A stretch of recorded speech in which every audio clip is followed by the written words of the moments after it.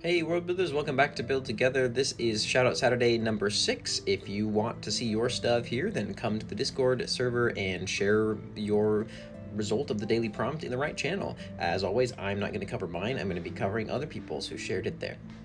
So big shout out to Predwin the Great. He did something for almost every day this week. I think it was the most shout out Saturdays from one person we've had in a given week, which was super cool. I can tell that he's like super down and in the writing mode right now, which is super fun to watch. Even dumped a big thing into just the general share writing.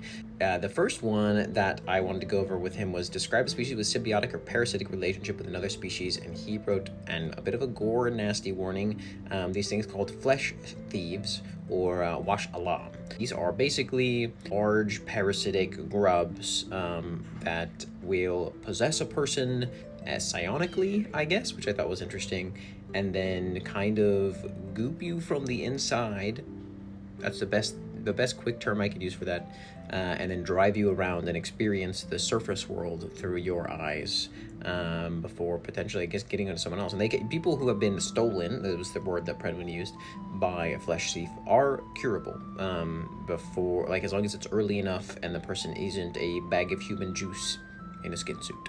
Also, for his education system of his world, he talks about how the children at Ram sites of Rumexia are basically raised under war and gunfire and are taught to create the shells that are fired through artillery, and do the work of like constructing many of the things for war. In fact, the thing he shared in share writing was this basically colossal tank, and children are the ones who construct this over the course of several years. And so sort of a child labor education that you get from birth to death.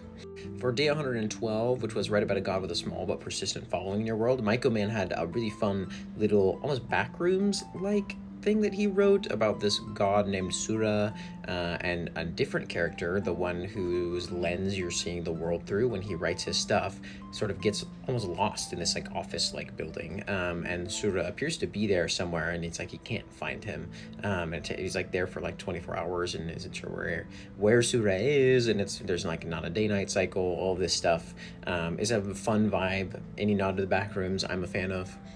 Then finally, Predwin the Great has a very simple parable called Those Who Lie, which is a Remexian parable about why their racism is good, kind of like they're not good people, and it's kind of why, hey, all these other races have lied to us and are bad, and it reinforces their whole cultural setup.